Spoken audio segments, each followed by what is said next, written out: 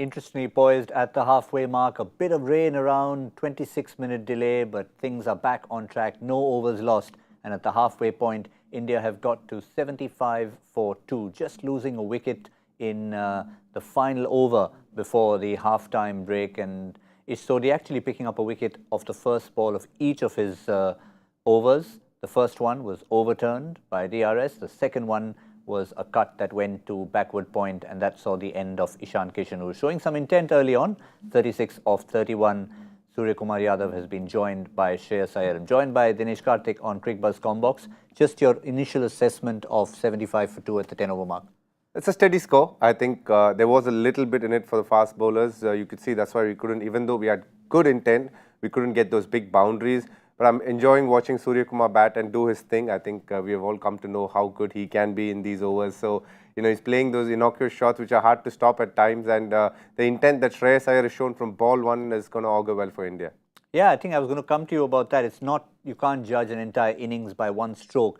But for Shreyas Iyer, unlike the 3 men who preceded him, he's not necessarily the first one you'd expect who would jump down first ball and get a boundary. Absolutely. I think one of his biggest strengths is actually to play the spinners. Whenever spinners have come on, irrespective of how good they could be or what a big name they are, I think he's tended to take them on, and that is one of his biggest skills. And stepping out and making sure he hits a long ball is actually comes to him very well. I think he's somebody who trains a lot on that. A step hit, which we call, which is just put one foot in front and go for it. That's something he's really good at. And stepping out is something that he started doing a lot more right now, because he felt at times that he was predictable, and hence he started to go down this route. So you can see the intent with, you know, even if they take a single, the kind of power that they're getting into a shot shows that they're looking for the boundary, which is very, very good. The flip side of that is we know that if there's something Shreyas Iyer doesn't enjoy so much, it's a bit of the short stuff, a bit of the quicker stuff. And while New Zealand have persisted with double spin, Santner bowling from the other end, the feeling was that you see Shreyas Iyer walk out. Where's Lockie? Where's Adam? Toss it straight to them, maybe? I understand, you know, obviously, you know, fast bowling is a good matchup against Shreyas, but we can't discount the fact that he's got runs against some high-quality bowlers in the recent past. So he is going to come good. He is going to be aware that a short ball is a ploy that New Zealand could be using, but that's not going to stop him from playing the shots. The moment it is pitched up, I think you can expect some good shots off his bat.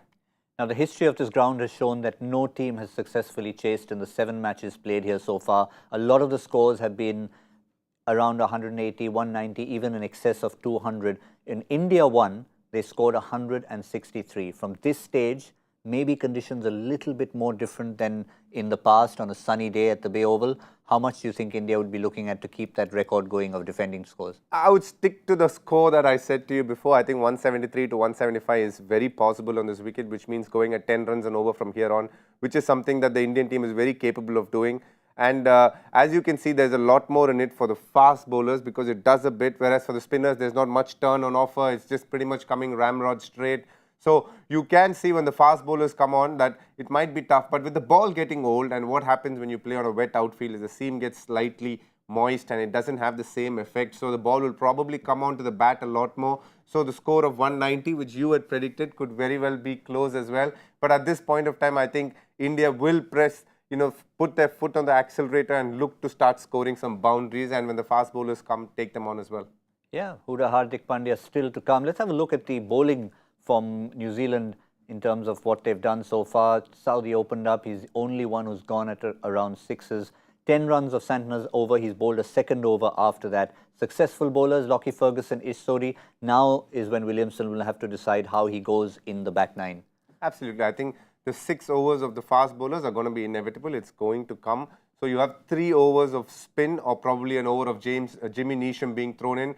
So those are the overs that you tend to capitalize. But as we see here, the spinners being tonked and them looking to get those big shots out of their kit bags and making sure that they're putting pressure on the spinners. So, you know, you can see with the way India is playing that they're comfortable playing spinners and taking them on, which has been a bit of an Achilles heel before, but it's great to see the shots being played. Yeah, so a potent combination of Suryakumar Yadav and Shreyas Iyer out there, still batting to come for India. Dinesh Karthik reckons his own predicted score should be safe. If it gets in excess of that, it looks like India will have something to maintain that record. Again, repeating, no team has chased successfully at this particular venue.